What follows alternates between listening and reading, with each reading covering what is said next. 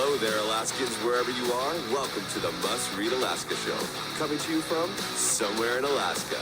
This is the place where we talk about, you guessed it, Alaska. Where we keep the mainstream media on their toes and where we are standing up for what's right in a world run by leftists. You can find out more by heading over to mustreadalaska.com and also checking out the Must Read Alaska YouTube channel for some really great content. But first, let's get this party started. Okay, here we go. Well, welcome everybody to the Must Read Alaska Show. I'm your host, John Quick, coming to you live from somewhere in Alaska. Man, we've taken a couple weeks off on the Must Read Alaska Show because we did, I don't know, probably 30 episodes in 2.5 months. That was a lot of episodes to do. And we're back. So we want to thank everybody that tunes into the Must Read Alaska Show, that reads, watches, or listens. Must Read Alaska, man, we cannot thank you enough. We exist for you, the everyday person that loves and cares about Alaska. And we have a treat for you today. We have Eric Dowdle. Hope I'm saying your last name right, Eric. Well, it's not Dowdle. My football coach would have called me Dodley, but we're going to hear all about Eric's story. He has got a fascinating story. He just got done filming a TV show up here in Alaska that we're going to hear all about with the Magnolia Network, the network that's owned by the famous Chip Gaines that does all those home improvement shows. He's kind of like the modern. Don't forget Joanna, or she'll come after you. Yeah. So, welcome to the Must Read Alaska Show, Eric. How you doing today? I'm good. Hey, thanks for having me on, John. Well, we're gonna get more kind of in depth into what this show is, how it came about, and kind of what your art is. But first, can you tell us just kind of where you grew up and what first got you interested in art in the first place? The elevator speech. Oh, okay. Yeah, I grew up in the West. Born in Idaho, but I moved to the East. And folk art is big in the East Coast, and so I was introduced later on in my life. My specialty was realism, but I was raised in a big family: 10 boys, 2 girls, 12 kids. So storytelling around the dinner table, that was our thing. It didn't matter if it was politics. It didn't matter if the stories were true. But I learned after being introduced into folk art that it's a great storytelling genre. And so to combine art and storytelling and to take it to a new level was kind of how it all began. I had a phenomenal high school art teacher named Rudy Gunner. So anybody who's out there thinking they're making a difference or whether or not they're helping out, if you're a teacher, I mean, I give so much credit to this man. He's since passed. He was my high school teacher in Green River, Wyoming. So I have a little bit of manure in my boots growing up in the West on the farm. But storytelling is really the root of what I do. And to go to a city or a place and to explore and meet people and then put those people into a painting is kind of been the journey. But so many people have helped along the way. It's kind of a joyful accident. Half the time I'm running from debt and I'm building to pay the debt. And all of a sudden, before you know it, after doing radio, television, puzzles, and so many different things, you've built something. And it really wasn't a plan, but it was just to build and pay off the debt. And here we are, getting to travel to wonderful places like Alaska and tell its story. So there's the speech. Well, somewhere along the lines, you kind of decided that, man, this folk art thing is pretty awesome. What if we made this folk art into puzzles, which is a very unique niche kind of audience? Tell me about how the heck did you come up with that idea? Because I think it's an ingenious idea, obviously, because it's working out pretty well for you. Tell us that story. That's a great question, because I mean, you're not sitting in art school thinking, puzzles is where it's at. You're thinking you want to be an artist. And of course I do. And every artist wants their art to be seen. You want people to stop and talk about it. And we're in such a fast pace nowadays. And you're competing with television and explosions every 5 minutes, the media. And we really don't take time to look at art. I started making puzzles about 25 years ago, mainly because I was doing a puzzle with somebody and I went, wow, this is a lot of fun. There's something about relaxing, letting your hair down, you get honest. People tell stories, they just My kids are usually confessing things to me subconsciously and not knowing it, and I'm making notes. It's just, there's something about a puzzle that's really fun. But what was really the eye opener for me is when I studied Currier and Ives. The 1800s, they put art on the map. They gave art to or made it possible for the average person to have art in their home. And think about it, in the 1800s, that was television, a piece of art. So they would gather around a painting and talk about it for half an hour and study it. And we're just not going to do that. And I realized after a while that the average person that does a puzzle spends 3 hours, depending on how good you are, maybe 5 hours. And that's a lot of engagement with a subject. So when I'm painting a place, and in a lot of ways, I've looked at myself as a promoter in the sense that when I'm done with a location like Alaska, where we're going to make a puzzle, we're going to make prints, we have a television show, I'll talk about it on radio, or whatever I can do. Before I know it, I've just done this huge promotion on a place where I get to share everything Alaska in a painting, and they get to do it over and over. 10,000 puzzles equals about 100,000 hours of engagement. Wow. That is 50,000 movies. That's amazing. And it wasn't until I realized that when I went, I've been kind of ungrateful. I need to embrace the puzzle thing. Well, I bet so that's a huge number, especially for artists. And I bet when you look at that big number, you can kind of sit back and relax and feel good about the puzzles that you're making, because man, if people are spending that amount of time on your art, that's pretty cool. I do feel better. It is fun. And the name of the show, The Peacemaker, is focused around the puzzle making, not peace as in PEA, because from a family of 12, there's no peace in that home, but PIEC, Peacemaker. So it's nice. It's a fun little journey. So you went from, being an artist, you doing puzzles, and you're approached by maybe the Magnolia Network. Tell us about that story, about how, this came to fruition, about doing a new show with Magnolia and coming up to Anchorage to have one of the episodes be filmed here in Anchorage. Well, thank you for asking that question, because I'll kind of go backwards. I've been going to Alaska for years, and with the cruises and things like that. And so when I began the season with Magnolia, it's our first show. It was the one I wanted to go to the most. I've been there so many times. It's just such a fun story. The way it all got started, again, trying to tell a big story. At first, I'm media. I like to throw events or different things, but going into radio first, learning that craft, and you've been doing it a long time. There's just something special about the freelance of telling a story on radio. It's not as edited. It's really organic.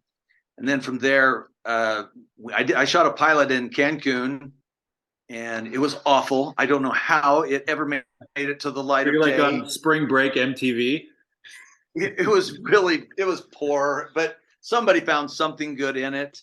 And it made it onto PBS and Amazon TV, and then BYU TV and a few other networks. And then from there, we decided, let's take it to the next level. So we interviewed and put it out to various people. Discovery Plus grabbed a hold of it, and then it fit under the Magnolia Network's business model. And so now you can watch it on Magnolia and Discovery Plus streaming and HBO Max. But it's what I just gave you is a 10-year journey. TV moves slow. It takes its time. It's methodical. Radio, not so much. That's one of the things I like about radio. You can do a program and it's out the next day, and it's fun. But so this is like your fourth season, then?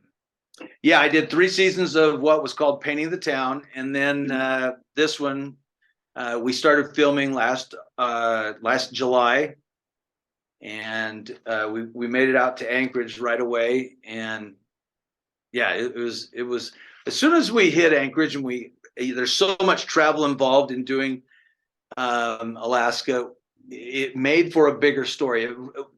Having it be the first episode is so important, because when you go to a certain location, like if you do Chicago, you're right there in Chicago. It's not a lot of travel. Alaska's a lot of movement. And if anybody's ever a little insecure about going to a big place like that, the only advice I could give them, and we experienced this as a camera crew and as a film crew, and that is your drive wherever you're going in Alaska is as joyful as when you get there. It's never boring. There's always something to look at. And these are the kind of stories I get to tell after I'm done with the city and place. And hopefully you feel that when you're watching this episode about the gateway to the West. I don't know, gateway to the frontier. I think that's what it's called. I'm not sure. So for somebody that's listening that is very intrigued about what they're hearing, what could somebody experience if they go back and watch some of your shows or watch this new show with the Magnolia Network? What's kind of going to be their experience without giving away the secrets of the episode that's going to release tomorrow? Yeah, secrets. I don't know if there's many secrets. I'm pretty wide open. I like to have a good time. John, if you and I met on the road, there's a good chance you and I we would put you in the show. So painting the town was very spontaneous. I mean, there's 15 segments. I'm eating food, talking to people, and then you'll find that person in the painting, and it's kind of fun. You'll fall in love with different characters. I call it folk art. My definition of folk art is the interaction between people and their environment. So I think the people make the town. And so when you're watching Painting the Town, it's going to be a little snappy. It's going to be a little quick. It's a little more travel oriented. But as you transition into the Peacemaker, you're going to see a little bit more of the artistic approach, the why I paint it the way I do, what I see when I'm painting. And yes, you'll still meet some people and you'll get the feel of what I'm trying to accomplish. There's some questions I'm asking myself as I'm creating. I think one of the greatest gifts that we have as Americans, or anybody who lives in a free country, freedom equals creativity. And so I really focus in on the fact that when you open your mind to the possibilities and then just let it come to you, you're going to have a great experience. And so in the end, with this new episode or this new series of The Peacemaker, you're going to learn a little bit about art and a little bit about the place and a little bit about the people of that place. That's awesome. So there's also going to be folks listening to this, maybe a mom or a dad who has got a kid who's in art school, or maybe somebody who just finished art school, and they're going to be dragging this kid by the ear to say, come listen to this. This is an artist who's made it. What advice would you give to somebody that's in college that now has Instagram and Facebook at their fingertips and TikTok and all these things at their fingertips, to where maybe they are not going to have their own TV show, but they have their own media in front of them to be able to utilize? What kind of advice would you give to art students out there that are thinking, how the heck am I going to make a living being an artist? Boy, I can't think of a better time to be an artist than right now. So my first advice is don't listen to the old starving artist routine. With the media, the personal social media and YouTube and these things at our fingertips, the ability to market yourself and put yourself out there and be seen has never been greater. I mean, usually, or in the past, you'd have to go through the festival market, which is where I went, or you had to go through the galleries, and they're very tight and very difficult to make it into. Now, if you have a passion and a love of art of any kind, you're going to find that if you paint what you love, you will find somebody out there who loves it like you do, and they will naturally come to you. So anybody who's thinking about being an artist, if you're passionate about it and you love it, there's never a better time to really pursue that craft because of the social media and your ability to let yourself be known. I mean, at first, when I had a television show, I would tell people, and it was almost like, yeah, I have a television show. And they're like, yeah, so do I. Everybody has a television show now. And it's not like back when we grew up where there was 4 channels and it was really something. Now there's ESPN 7. Yes, that's right. And it's checkers. And you're going to see the championship, whether you like it or not. So yeah, never a better time to be an artist. That would be my only advice. That's awesome. So what's next for you? You got this show on the Magnolia Network. Do you, if you could flick a switch or ask a genie in a bottle, are you living the dream, or do you still have plans The dream never ends, John. World. What's your next step? I'm sure that you've got it all planned out. I know sometimes it's an accident, but I do have a plan. Ever since I was a little kid, I looked at the calendar, and being from a big family, a patriotic family, I saw the year 2026, and I'll be 58 at that point, and I've really been eyeing America's 250th birthday.